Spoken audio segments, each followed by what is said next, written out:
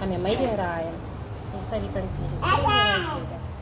Com esse da fazendo filho um tratamento na casa. Para morrer essas meses que as coisas ali estão saindo no corpo. Tinha que saber cozer e para morrer.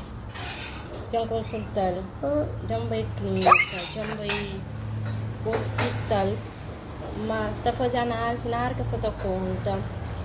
E fica, o doutor está falando, meu coisa raro, mas nem ele que você consegue fazer o coisa. Esta fica outra passando remédio, se sabendo esses que sabem cozer, você fica passando remédio, comendo a menina, nem que sabe se é remédio, é que você está fazendo mal.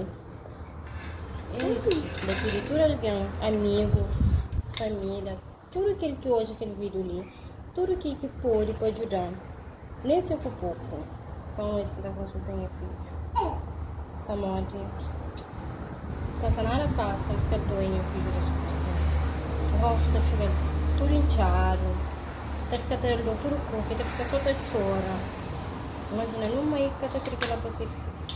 É por isso que você ali vai pedir tudo o que pode ajudar. Obrigada.